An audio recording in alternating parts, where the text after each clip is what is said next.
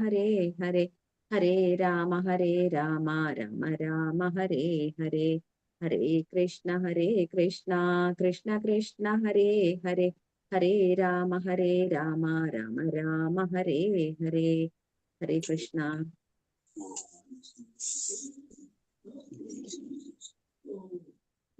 ഹരേ കൃഷ്ണ. ഓം നമോ ഭഗവതേ വാസുദേവായ. ഓം നമോ ഭഗവതേ വാസുദേവായ. ഓം നമോ ഭഗവതേ വാസുദേവായ. ഓം അജ്ഞാനതിമിരാന്ധസ്യ ജ്ഞാനാഞ്ജനശലാകയാ ചക്ഷുരുന്മീലിതം യേന തസ്മൈ ശ്രീ ഗുരവേ നമഃ. ശ്രീ ചൈതന്യ മനോഭീഷ്ടം സ്ഥാപിതം യേന ഭൂതലേ സ്വയം രൂപകഥാ മഹ്യം ദദാതി സ്വപദാന്തികം.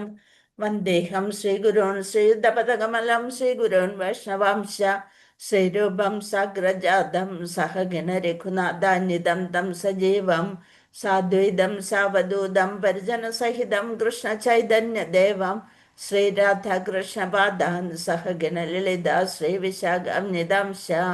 ഹേ കൃഷ്ണ കരുണാ സിന്ധോ ദീനബന്ധോ ജഗൽപദേ ഗോപേശ ഗോപികാന്ത രാധാകാന്ത നമോസ്തുതേ. തപ്തകാഞ്ചന ഗൗരാംഗി രാധേ വൃന്ദാവനേശ്വരി വൃഷഭാനുസുതേ ദേവി പ്രണമാമി ഹരിപ്രിയേ. വാഞ്ചകൽപതരുഭ്യശ്ച കൃപാസിന്ധുഭ്യശ്ച പതിതാനാം പാവനേഭ്യോ വൈഷ്ണവേഭ്യോ നമോ നമഃ.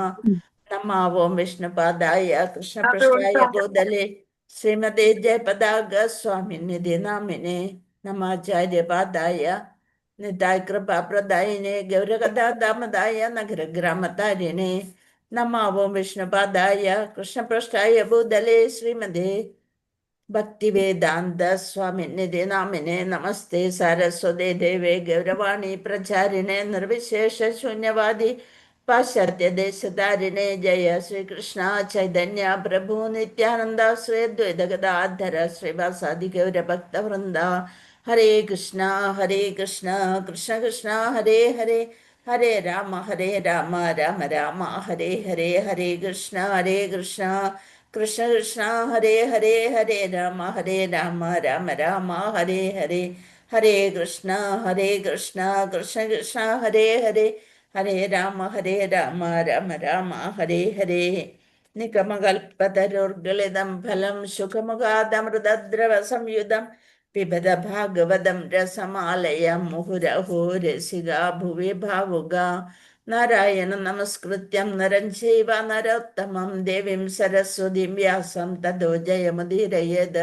നഷ്ടപ്രായേഷു ഭദ്രേഷു നിത്യം ഭാഗവത സേവയാ ഭഗവതി ഉത്തമ ശ്ലോകേ ഭക്തിർഭവതി നൈഷ്ടകീ. മൂകം കരോതി വാചാലം പങ്കും ലംഘയതേ ഗിരിം യത്കൃപാതമഹം വന്ദേ പരമാനന്ദമാധവം ശ്രീഗുരും ദീനതാരിണം. മദേകബന്ധോ മത്സംഖ്യൻ മദ്ഗുരോ മന്മഹാദന മന്നിഷ്ടാരക മദ്ഭാഗ്യ മദാനന്ദ നമോസ്തുതേ. ഗ്രന്ഥ ശ്രീമദ് ഭാഗവതം की जय. श्रील प्रभुपाद की जय. श्री गुरुदेव की जय. निताय गौर परमानंदे. हरि हरि बोल. हरे कृष्णा. हरे कृष्णा माताजी प्रणाम. कृष्ण माताजी कृष्ण माताजी प्रणाम. हरे कृष्ण. ഭാഗവതം ക്ലാസ്സിൽ എല്ലാവരും വീഡിയോ ഓൺ ചെയ്ത് വെക്കണം എന്നൊരു നിയമമൊക്കെ പണ്ടുണ്ടായിരുന്നു.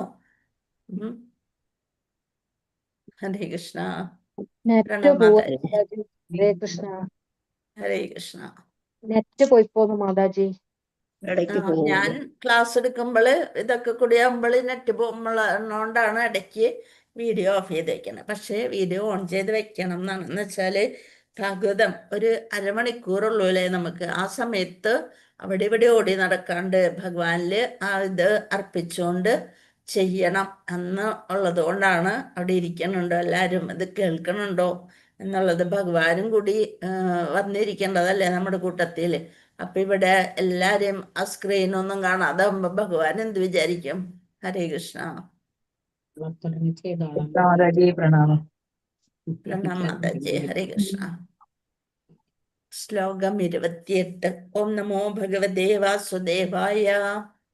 തതോ വിശേഷം പ്രതിപദ്യ നിർഭയസ്തേനാത്മനാ ഭോനലമൂർത്തിരത്വരൻ ജ്യോതിർമയോ വായുമുപേത്യ കാലേ വായാത്മനാഖം ബൃഹദാത്മലിംഗം. തദോ വിശേഷം പ്രതിപദ്യ നിർഭയസ്തേനാത്മനാഭോ അനലമൂർത്തിരത്വരൻ ജ്യോതിർമയോ വായുമുപേത്യ കാലേ വായാത്മനാഖം ബൃഹദാത്മലിംഗം. ഹരേ കൃഷ്ണ. തദഹ അനന്തരം അനന്തരം വിശേഷം വിശേഷമായി പ്രതിപദ്യ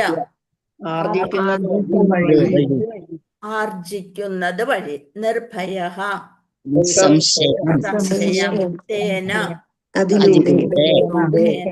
ആത്മന ശുദ്ധാത്മാവ് ആബഹ ജലം അനല മൂർത്തി രൂപങ്ങൾ അത്വരൻ അന്ധകരിക്കയാൽ ജ്യോതിമയ ദീപ്തിമത്തായ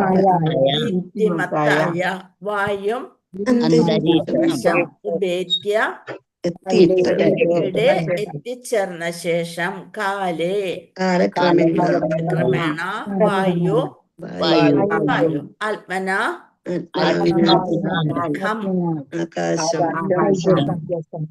ഖം തൈജസം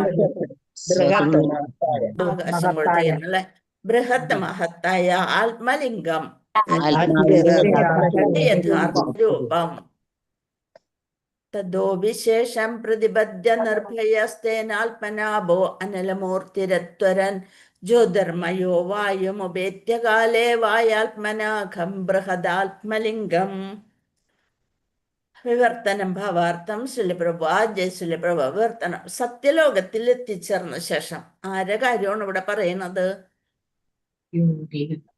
ഒരു യോഗികളുടെ ആത്മാവ് അല്ലെ.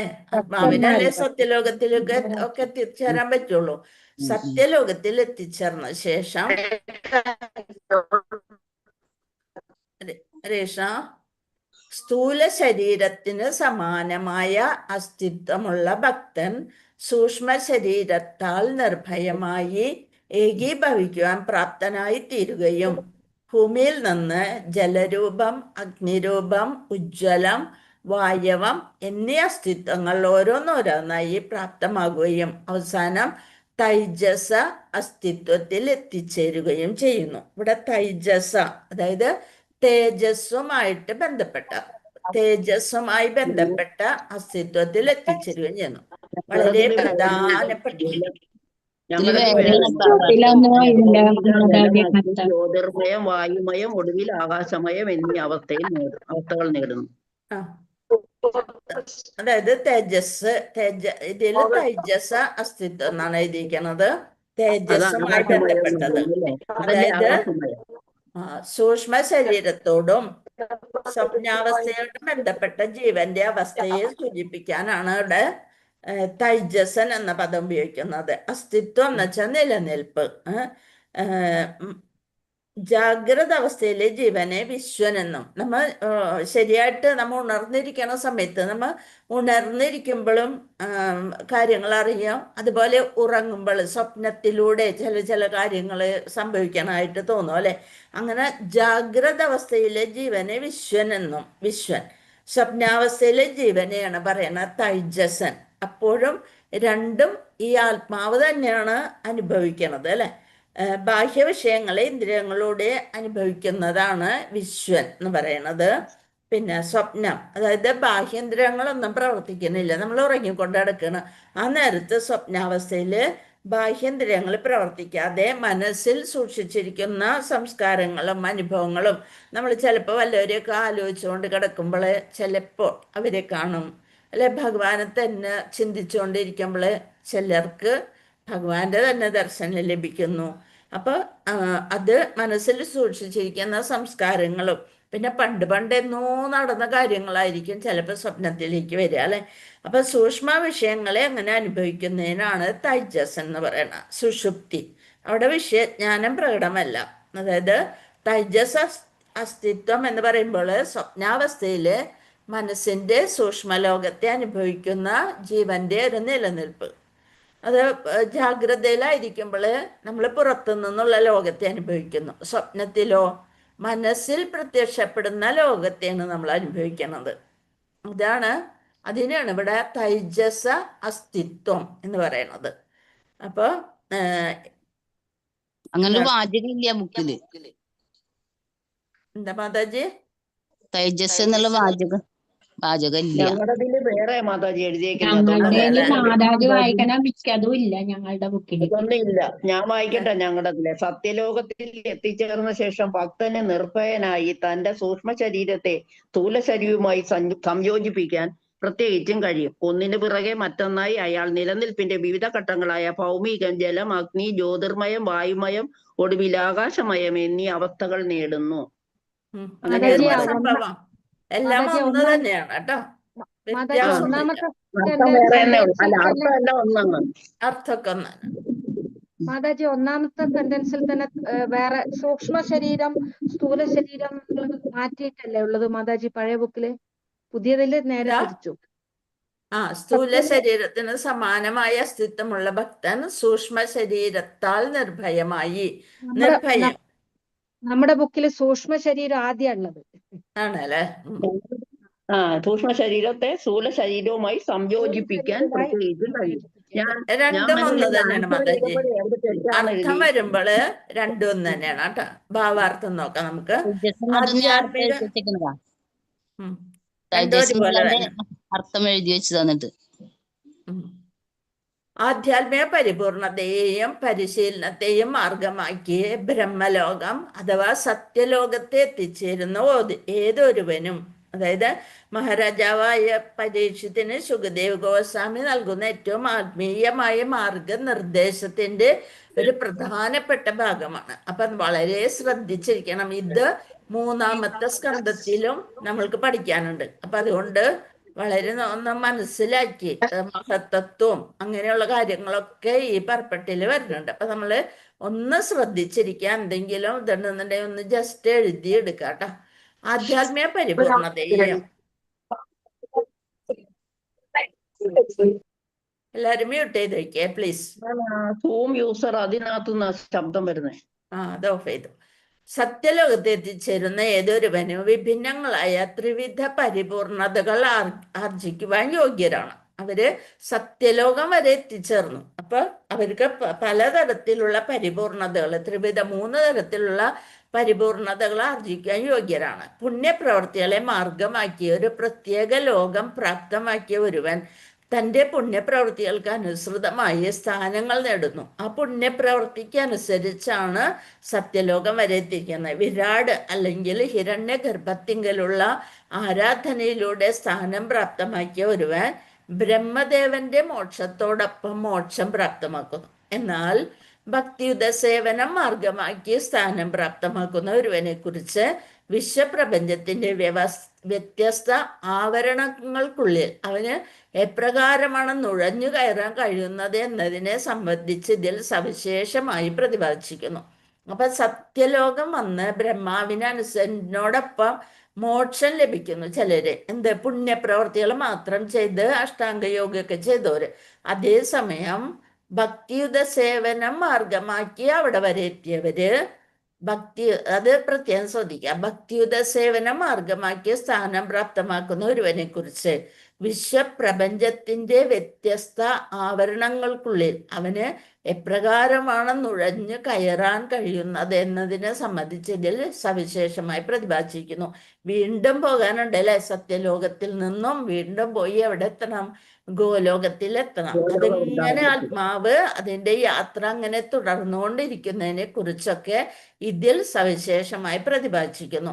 അപ്രകാരം പരമ അസ്തിത്വത്തിന്റെ പരിപൂർണ ആകാശത്തിൽ അവന്റെ ആത്മീയ ഐക്യം ആത്യന്തികമായി വെളിപ്പെടുന്നു. അതാണ് ഇതിൽ മനസ്സിലാക്കാൻ സാധിക്കേണ്ടത്.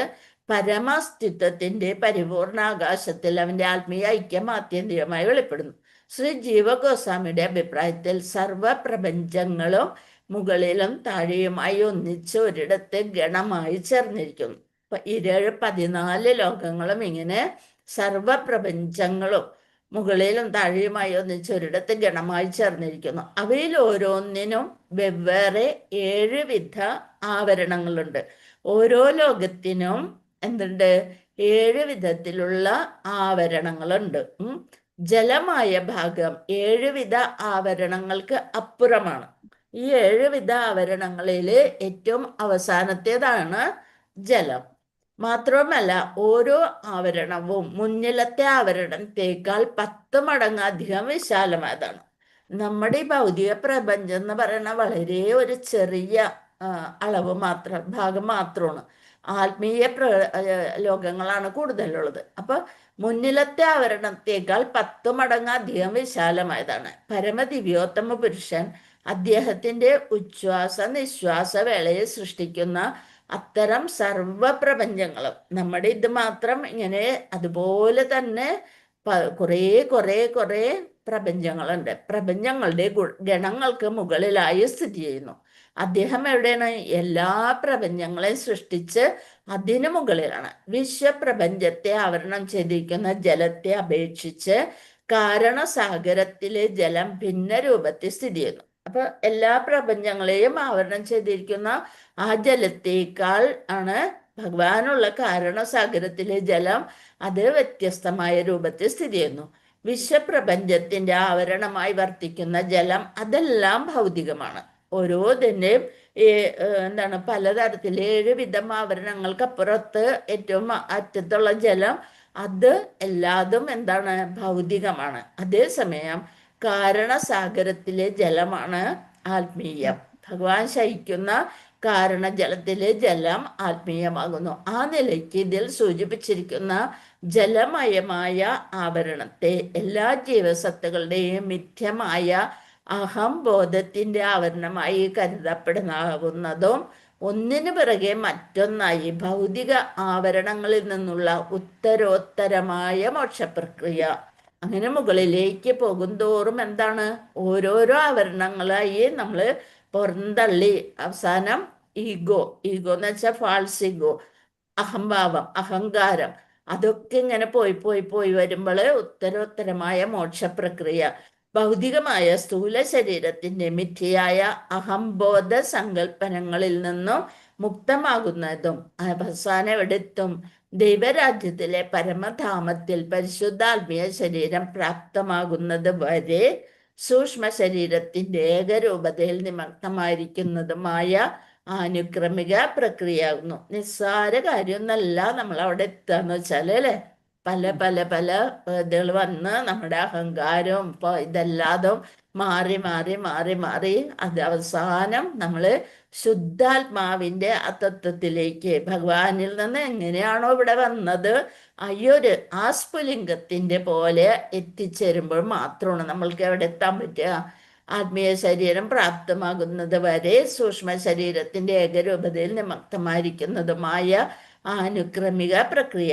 കുറേ പ്രക്രിയകൾ കഴിഞ്ഞാണ് നമ്മൾക്ക് അവിടെ നമ്മുടെ ജീവാത്മാവിനെ, നാം എന്ന് പറയുന്നത് ജീവാത്മാവ്. ഈ അഹങ്കാരം എന്ന് പറയുന്നത് നമ്മള് ശരീരമാണെന്നുള്ള ചിന്തയാണ് അഹങ്കാരം, അല്ലെ ഫാൾസ് ഈഗോ. നമ്മളാണ് ഇതൊക്കെ ചെയ്യണത്, ഇവിടെ ഉള്ളതൊക്കെ നമ്മൾ ഉണ്ടാക്കിയതാണ്, ഞാനാണ് ഇതിന്റെ കർത്താവ് എന്നൊക്കെ ചിന്തിക്കണേനാണ് അഹങ്കാരം എന്ന് പറയണവിടെ. അതെല്ലാം വിട്ട് ഞാൻ ഒന്നുമല്ല എന്ന് വിചാരിച്ച് ഭഗവാനിൽ നിന്ന് അടർന്ന് എപ്പോഴോ പോയ ഒരു സ്ഫുലിംഗം, ഒരു സ്ഫുലിംഗത്തിന് ഒരു തീപ്പെട്ടിക്കുള്ളി ഇങ്ങനെ കത്തിക്കണ വഴിക്ക് അതിൽ നിന്നൊന്ന് തെറിച്ചു പോകും അല്ലെ. എന്നിട്ടാണ് അതിൻ്റെ അറ്റത്ത് പെട്ടെന്ന് ഒരു കത്ത് പിടിക്കുക, കൂടുതൽ ഇതുകൾ വരും. അങ്ങനെ തെറിച്ചു പോയ ഒരു സ്ഫുലിംഗം, അതിൽ നിന്ന് തീ വരില്ല, അതൊരു സ്ഫുലിംഗമായിട്ട് ഇങ്ങനെ പോണ്. അതുപോലെ നമ്മൾ ഇങ്ങനെ തെറിച്ചു പോയതാണ്. വീണ്ടും ഇവിടെ വന്നപ്പോ എന്തായി? ഈ ഭൗതിക പ്രകൃതിയിൽ വന്നപ്പോ നമ്മൾക്ക് വേറെ ചിന്തകളായി. അതൊക്കെ മറന്നു. നമ്മൾ എവിടെ നിന്നാണ് വന്നത്, എങ്ങോട്ടാണ് പോകേണ്ടത്, ഇതൊക്കെ മറന്നു. എന്നിട്ട് ഭൗതിക പ്രകൃതിയിലെ ത്രിഗുണങ്ങളിൽ പെട്ടിട്ട് നമ്മൾ എന്ത് വിചാരിക്കും? ഇതാണ് എൻ്റെ ലോകം, ഇവിടെയാണ് എൻ്റെ വാസം, ഇവിടെ വിട്ടുപോകാൻ ഞാൻ ഒരുക്കല്ല. അങ്ങനെയുള്ള കുറെ ഫാൾസ് ഈഗോ, അതാണ് അഹങ്കാരം എന്ന് പറയുന്നത്. അതൊക്കെ വന്ന് ഇനി കുറേ ഇതിൽ നമ്മൾക്ക് അത് വായിക്കുമ്പോൾ മനസ്സിലാവും. ഭഗവാനാൽ പ്രഥമ തത്വങ്ങളെ ഉപനയിച്ച ശേഷം ഭൗതിക പ്രകൃതിയുടെ ഒരു ഭാഗം എന്താ കേൾക്കണില്ല, ആർക്കും കേൾക്കണില്ലേ? കേൾക്കുന്നു. ഞാൻ എനിക്ക് കേൾക്കണ്ടല്ലോ. കേൾക്കണ്ട്. ഇവിടെ നെറ്റിന് പ്രശ്നമില്ല. എനിക്ക് നെറ്റിന് പ്രശ്നം വന്ന അപ്പ മനസ്സിലാവും. മാതാജി ഒന്ന് അങ്ങോട്ടും ഇങ്ങോട്ടും ഒന്ന് നീങ്ങിയിരിക്കട്ടോ. ഹരേ കൃഷ്ണ. ഭഗവാനാൽ പ്രഥമ തത്വങ്ങളെ നയിച്ച ശേഷം ഭൗതിക പ്രകൃതിയുടെ ഒരു ഭാഗം മഹത് തത്വമെന്ന് അറിയപ്പെടുന്നു. നമുക്കത് വിശദമായിട്ട് പഠിക്കാൻ സാധിക്കും. അതായത് മഹത്വത്വം ഏറ്റവും പ്രധാനപ്പെട്ട ഒന്നും മനസ്സിലാകാത്ത ഒരു ഭാഗമാണ് നമ്മളിപ്പോൾ നോക്കാൻ പോണത്. അതുകൊണ്ടാണ് കുറച്ചൊരു ശ്രദ്ധയോടുകൂടി ഇരിക്കണം എന്ന് പറയുന്നത്. എപ്പോഴും നമ്മൾ കേൾക്കണ്ടല്ലേ മഹത്വത്വം എന്നൊക്കെ പറയണത്. അതെന്താണെന്ന് ശരിക്കും നമ്മുടെ ആത്മാവിന്റെ യഥാർത്ഥ സ്വരൂപം എന്ന് പറയുന്ന ആത്മാവ് ശരീരത്തിൽ നിന്ന് വ്യത്യസ്തമാണ്. ശരീരം മാറുന്നു, ശിശു ആയിരിക്കുന്നു, ബാലനായിരിക്കുന്നു, യുവാവായി മാറുന്നു, വീണ്ടും വൃദ്ധനായിത്തീരുന്നു. അപ്പൊ ശരീരത്തിലെ മാറ്റങ്ങളെ കാണുന്ന സാക്ഷി ആരാണ്? ഈ ശരീരത്തിലെ മാറ്റങ്ങളെയൊക്കെ കാണുന്നത് ഞാനാണോ? ഞാൻ എന്ന് പറയണത് അവിടെ ആരാണ്? ഈ ശരീരമാണോ ഞാൻ? ആരാണ്? ആത്മാവാണ്. നമ്മൾ ആത്മാവാണെന്നുള്ള ഒരു കാര്യം നമ്മൾ മനസ്സിലാക്കി വെക്കണം. ഈ ശരീരത്തിന് മാറ്റം സംഭവിക്കാം, പക്ഷെ ആത്മാവിന് നമ്മളെ എന്തൊക്കെ പൊട്ട സ്വഭാവം ഉണ്ടെങ്കിലും അതൊക്കെ ഒന്നും മാറണില്ല. അത് ആത്മാവിനോട് കൂടി ചേർന്നിരിക്കണം. അതാണ് ബുദ്ധി, മിഥ്യാഹങ്കാരം, അത് സൂക്ഷ്മ രൂപങ്ങളൊക്കെ ആത്മാവിനോട് ചേർന്നിരിക്കണം.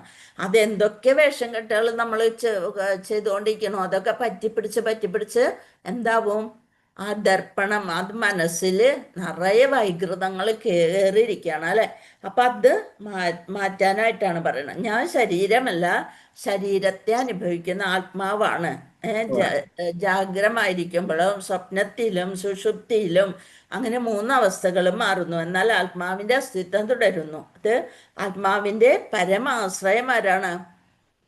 ഭഗവാൻ തന്നെയാണ്. ഇപ്പൊ സ്വപ്നത്തില് നമ്മൾ ഓടുന്നു, ഓടി ചിലപ്പോൾ വല്ല കള്ളന്മാരോ അല്ലെ പട്ടി ഓടിക്കണതോ അങ്ങനെയൊക്കെ നമ്മൾ ഓടിച്ചിട്ട് പിന്നെ എല്ലാവരും നോക്കി നിന്ന് ചിരിക്കണ്ടാവും. നമ്മളെ സഹായിക്കാൻ ആരും ഉണ്ടാവൂല. നമ്മളിങ്ങനെ ഓടിക്കൊണ്ടേയിരിക്കണം. അല്ലെന്നുണ്ടെങ്കിൽ എന്തെങ്കിലും ബുദ്ധിമുട്ടുകൾ അങ്ങനെ ചെയ്യുന്നു. സ്വപ്നത്തില് നമുക്ക് ഭയങ്കരമായിട്ട് ഭയമൊക്കെ തോന്നുന്നു. ഉണർന്നപ്പോൾ എന്ത് മനസ്സിലാവോ? പെട്ടെന്ന് നമ്മൾ ഞെട്ടി എഴുന്നേൽക്കും. അപ്പൊ നമ്മൾ സ്വസ്ഥമായിട്ട് നമ്മുടെ ശരീരം അവിടെ കിടക്കുന്നുണ്ട് അല്ലെ. ഒന്നുമില്ലേ, കണ്ടതൊക്കെ എന്തായിരുന്നു? സ്വപ്നമായിരുന്നു.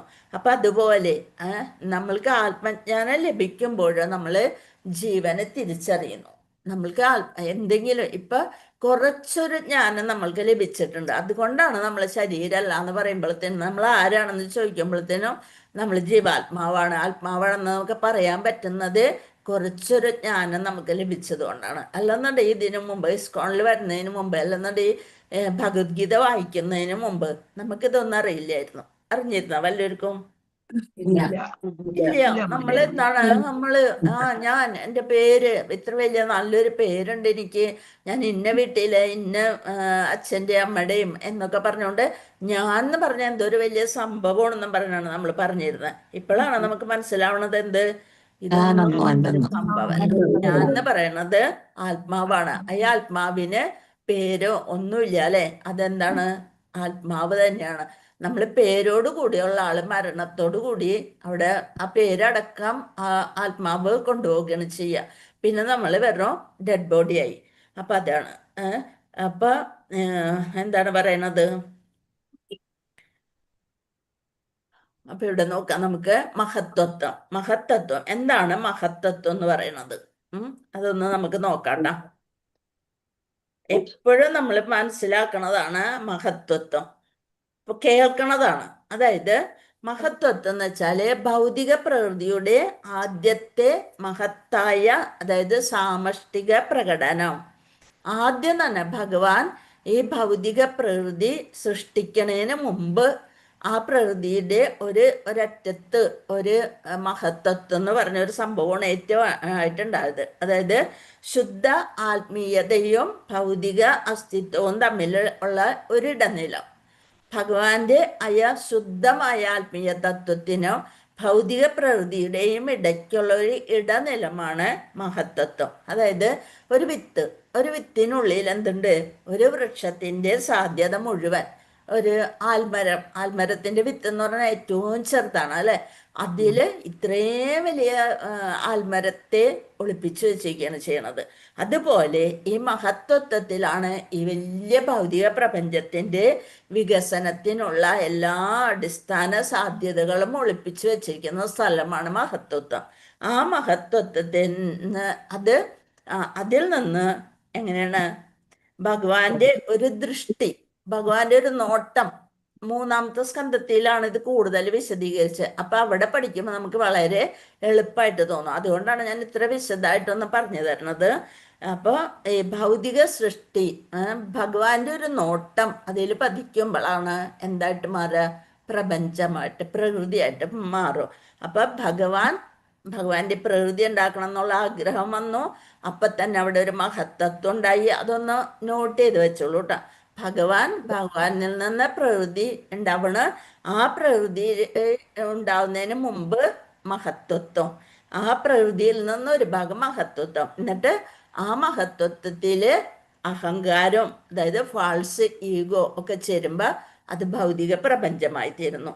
ഭഗവാനാണ് തന്നെയാണ് ഭൗതിക സൃഷ്ടിയുടെ സ്രഷ്ടാവും നിയന്ത്രകനും എല്ലാം. മഹത്തത്വം ഭൗതിക സൃഷ്ടിയുടെ ആദ്യഘട്ടം. കുറച്ചെങ്കിലും മനസ്സിലായി തോന്നണം. ഇത്രയും മനസ്സിലാക്കിയാൽ മതി, അധികം ഒന്നും മനസ്സിലാക്കണ്ട.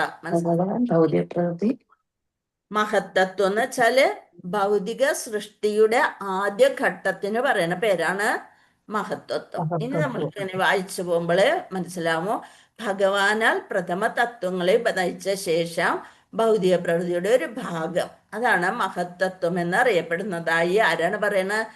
ശ്രീധരസ്വാമി. ആരാണ് ശ്രീധരസ്വാമി? നമ്മൾ പറഞ്ഞതാണ് 13-ാം നൂറ്റാണ്ടിൽ 14-ാം നൂറ്റാണ്ടിൽ ഉണ്ടായിരുന്ന ഏറ്റവും പ്രധാനപ്പെട്ട ഒരു വൈഷ്ണവനാണ് അദ്ദേഹം. എല്ലാത്തിനും ഇങ്ങനെ വ്യാഖ്യാനങ്ങളൊക്കെ എഴുതിയിട്ടുണ്ട്. അദ്ദേഹത്തിന്റെ ഇത് ആണ് പറയണത് പ്രഥമ തത്വങ്ങൾ ഭൗതിക പ്രകൃതിയുടെ ഒരു ഭാഗമാണ് മഹത്തത്വം എന്നറിയപ്പെടുന്നതായി ശ്രീധരസ്വാമി ദൃഢീകരിക്കുന്നു. മഹത്തത്വത്തിന്റെ ഒരംശത്തെ മിഥ്യ അഹംബോധം എന്ന് വിളിക്കുന്നു. അതാണ് പറഞ്ഞ ഭഗവാൻ, അത് കഴിഞ്ഞ പ്രകൃതി, അതിൽ നിന്ന് മഹത്വത്വം, അതിൽ നിന്ന് ഒരു ഭാഗം അഹങ്കാരം, അതൊക്കെ കൂടി ചേർന്ന് ഭൗതിക പ്രപഞ്ചമുണ്ടാവുന്നു. അപ്പൊ അഹംബോധത്തിന്റെ ഒരംശം ശബ്ദകമ്പനവും, നിങ്ങളുടെ പേർപ്പട്ടിൽ വന്ന പോലെ അഹംബോധത്തിൽ നിന്ന് ഒരംശം എന്തായിട്ട് മാറും? ശബ്ദം. ഏറ്റവും ആദ്യം ഉണ്ടായത് അപ്പൊ ഏതാണ്? ശബ്ദം. തന്മാത്രയിലെ ഏറ്റവും ആദ്യത്തെ തന്മാത്രയാണ് ശബ്ദത്തിന്റെ ഒരംശം അന്തരീക്ഷ വായു. ശബ്ദത്തിൽ നിന്നാണ് എന്ത് വരുന്നത്? വായു. അതായത് അഹങ്കാരം, അഹങ്കാരത്തിൽ നിന്ന് ശബ്ദത്തിന്റെ വെച്ചാൽ ആകാശം. ശബ്ദം എന്ന് വെച്ചാൽ ആകാശം. ആകാശം ഉണ്ടാവണ്, അവിടെ നിന്ന് വായു ഉണ്ടാവണ്. അതാണ് ശബ്ദത്തിന്റെ ഒരംശം അന്തരീക്ഷ വായുവാകുന്നു. അപ്പൊ എവിടെ വരെ എത്തി നമ്മള്? ഏറ്റവും ആദ്യം മഹത്വത്വം, അതിൽ കൂടെ അഹങ്കാരം ചേരുന്നു. അഹങ്കാരം തിന്നുന്ന ശബ്ദം അല്ലെങ്കിൽ ആകാശം ചേരുന്നു. അവിടെ നിന്ന് ഇത് കൊടുക്കുക, വായു ചേരുന്നു. ഇനി എന്താണ് വരുന്നത്? വായുവായ ആകാശത്തിന്റെ ഒരംശം രൂപങ്ങളായി രൂപാന്തരപ്പെടുകയും രൂപങ്ങൾ വിദ്യുത് ശക്തി അഥവാ താപശക്തി. അപ്പൊ അവിടെ നിന്ന് തേജസ് അല്ലെങ്കിൽ അഗ്നി, ഈ വായു ചേർന്നിൽ നിന്ന് വീണ്ടും തേജസ് അല്ലെങ്കിൽ അഗ്നി താപശക്തി ആയിരിക്കുകയും ചെയ്യുന്നു. താപം ഭൂമിയുടെ സുരഭിതമായ ഗന്ധം, തേജസ് പിന്നെ ഗന്ധം ജനിതമാകുകയും അത്തരം സുരഭിതമായ ഗന്ധത്തിൽ നിന്നും സ്ഥൂലമായ ഭൂമി ഉൽപാദമാകുകയും ചെയ്യുന്നു. അപ്പൊ തേജസ് അഗ്നി അത് ചേരുമ്പോ ജലം ഉണ്ടാവുന്നു, ജലത്തിൽ നിന്ന് പിന്നെ ഭൂമി, അതാണ് ഭൂമി വരെ ഉണ്ടാവണം, പ്രപഞ്ചം ഉണ്ടാവുന്നു. അത്തരം സുരഭിതമായ ഗന്ധത്തിൽ നിന്നും സ്ഥൂലമായ ഭൂമി ഉദ്ഭൂതമാകുകയും ചെയ്യുന്നു. ഇവയെല്ലാം ഒരുമിച്ച് ചേർന്നാണ് വിശ്വരൂപ ദർശനം, വിരാട് രൂപ അത്ഭുത ദർശനം വ്യവസ്ഥ ചെയ്തിരിക്കുന്നു. ഇത്രയൊക്കെ നടന്നിട്ടാണ് ഒരു സംഹാരത്തിന് ശേഷം വീണ്ടും പ്രപഞ്ചം ഉണ്ടാവണം. വിരാട് രൂപ ദർശന വിശേഷത്തിന്റെ വ്യാപ്തി 4 വശത്തു നിന്നും 2 രീതിയിലും 4 കർവം, അതായത് 4 ലക്ഷം കോടി മൈലുകളായി കണക്കാക്കപ്പെട്ടിരിക്കുന്നു. അതാണ് പറഞ്ഞത് എന്ത് നിസ്സാരമൊന്നല്ല അതൊന്നും. അതിനുശേഷം വിശ്വപ്രപഞ്ചത്തിന്റെ ആവരണങ്ങൾ ആരംഭിക്കുന്നു. അത് കഴിഞ്ഞിട്ടാണ് വിശ്വപ്രപഞ്ചത്തിന്റെ ആവരണങ്ങൾ. ആവരണത്തിന്റെ ആദ്യ പാളി പറയുന്നത് തന്നെ 8 ദശലക്ഷം മൈലുകൾ വ്യാപിച്ചു കിടക്കുന്നതായി ഗണിച്ചിരിക്കുന്നു. ഇതൊക്കെ ഗണിച്ചെടുത്തിട്ടുണ്ട്. 8 ദശലക്ഷം മൈലുകൾ. ആവരണത്തിന്റെ ആദ്യ പാളി, 7 പാളി ഉണ്ടെന്ന് പറഞ്ഞല്ലേ. അപ്പൊ ആദ്യ പാളി 8 ദശലക്ഷം മൈലുകൾ വ്യാപിച്ചെടുക്കുന്നതായി ഗണിച്ചിരിക്കുന്നു. വിശ്വപ്രപഞ്ചത്തിന്റെ അനന്തരമായ ആവരണങ്ങൾ എന്തൊക്കെയാണ്? യഥാനുക്രമ അഗ്നി, ദീപ്തി, വായു, ആകാശം എന്നിവയാകുന്നു. അവ ഒന്നിനു പിറകെ മറ്റൊന്നായി ക്രമികമായി സ്ഥിതി ചെയ്യുന്നു. ഓരോന്നും മുന്നേയുള്ളതിനേക്കാൾ 10 മടങ്ങ് വ്യാപ്തിയുള്ളതാണ്. അപ്പൊ ഓരോന്നും മുന്നേ ഉള്ളതിനേക്കാൾ 10 മടങ്ങ്, 10 മടങ്ങ്, 10 മടങ്ങ് എന്ന് പറയുന്നത് 10 മടങ്ങ് വ്യാപ്തിയുള്ളതാണ്. ഭഗവാന്റെ നിർഭയനായ ഭക്തൻ, ഭക്തി കിട്ടിക്കഴിഞ്ഞാൽ നമ്മൾക്ക് എങ്ങനെ അവിടെ നിർഭയം വരണത്? ഭയമില്ലാതാകും. മരണത്തെ പേടിയില്ല. നമുക്ക് ഏറ്റവും വലിയ പേടി എന്താണ്? മരണഭയം. അത് പേടിയില്ലാത്ത ഭക്തൻ അവയോരോന്നിനെയും തുളച്ച്, ഈ ആവരണങ്ങളെയൊക്കെ തുളച്ച് ഉള്ളിൽ പ്രവേശിക്കുകയും സർവം ഏകവും അഭിന്നവുമായ ആത്മീയ അസ്തിത്വമായ പരമ ആകാശത്തിൽ ആത്യന്തികമായി എത്തിച്ചേരുകയും ചെയ്യുന്നു. അനന്തരം ഭക്തൻ ഏതെങ്കിലും ഒരു വൈകുണ്ഠ ലോകത്തിൽ പ്രവേശിക്കും. അവിടെ ഭഗവാന്റേത് പോലുള്ള ഏറ്റക്കുറവന്യ നിർവിശേഷമായ രൂപം കൈക്കൊള്ളുന്നു. അതുപോലെ ചതുർഭുജ രൂപം കിട്ടും നമ്മൾക്ക്. ഭഗവാന്റെ അതീന്ദ്രിയ പ്രേമയുദ്ധ സേവനത്തിൽ വ്യാപൃതനാകുകയും ചെയ്യുന്നു. ഭക്തിയുദ്ധ സേവനത്തിന്റെ പരമ പരിപൂർണതയാണത്. അതിനുപരിയായി ഒരു പരിപൂർണ യോഗിക്ക് യാതൊന്നും തന്നെ അഭിലഷിക്കാനോ പ്രാപ്തമാക്കാനോ ഇല്ല. ഇതാണ് കിട്ടേണ്ടത്. നമുക്ക് ഒരു അരമണിക്കൂർ തീർന്നെന്നാണ് പറയുന്ന ഒരു ശ്ലോകം. കറക്റ്റ് 8 മണി. ഭാവാർത്ഥം ഒത്തിരി കൂടുതലല്ലേ മാതാജി? പക്ഷെ ഏറ്റവും പ്രധാനപ്പെട്ടത് ഇതൊന്നും കൂടി ഒന്ന് വായിച്ചാൽ നമ്മൾക്ക് മനസ്സിലാകും. അപ്പൊ മഹത്തത്വം ജീവാത്മാവും ഒരുപോലെയല്ല. ജീവാത്മാവ് എന്ന് പറയുന്ന ചൈതന്യമുള്ള ആത്മാവാണ്. മഹത്വത്വം എന്ന് വെച്ചാല് ഭൗതിക പ്രകൃതിയുടെ ഘടകം. അത്രയെങ്കിലും നിങ്ങളൊന്ന് എഴുതി വയ്ക്കുക. മഹത്വത്വം ഭൗതിക പ്രകൃതിയുടെ ഒരു ഘടകമാണ്, അല്ലെ പ്രകടനമാണ്. ജീവാത്മാവ് ചൈതന്യമുള്ള ആത്മാവാണ്. അപ്പൊ ജീവൻ ഭൗതിക പ്രകൃതിയിൽ ബന്ധിക്കപ്പെടുമ്പോൾ എന്ത് വിചാരിക്കും? ഞാനാണ് ഈ ശരീരം, ഞാനാണ് കർത്താവ്, ഞാനാണ് ഭോക്താവ്. ഇങ്ങനെ തെറ്റായ തിരിച്ചറിവുണ്ടാകുന്നതിനെയാണ് എന്ത് പറയാ? ആർക്ക് പറയാൻ പറ്റും?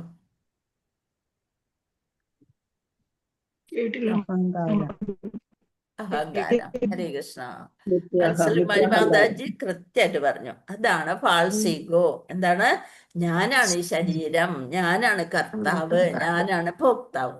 ഇത് മനസ്സിലാക്കണ, അതും പറഞ്ഞിരിക്കണ അതാണ് ഫാൾസ് ഈഗോ, അല്ലെങ്കിൽ മിഥ്യാഹങ്കാരം എന്ന് പറയണം. അപ്പൊ ഇത്രയും ഇന്ന് മനസ്സിലാക്കുക. ഇനി നമുക്ക് അടുത്ത ശ്ലോകത്തിൽ കുറച്ചും കൂടി വിശദമായിട്ടുണ്ടാവും. അപ്പൊ നമുക്ക് അത് നോക്കാം. ഹരേ കൃഷ്ണ. ഹരേ കൃഷ്ണ. വാഞ്ചകൽപതരുഭ്യശ്ച കൃപാസിന്ധുഭ്യേവ ച പതിതാനാം പാവനേഭ്യോ വൈഷ്ണവേഭ്യോ നമോ നമഃ. അനന്തകോടി വൈഷ്ണവ ഭക്തവൃന്ദി की जय, श्रील प्रभुपाद की जय, श्री गुरुदेव की जय, निताय गौर प्रेमानंदे. हरि हरि बोल. हरे കൃഷ്ണ. ഇന്ന് ഒന്നെല്ലാരും അൺമ്യൂട്ട് ചെയ്തിട്ട്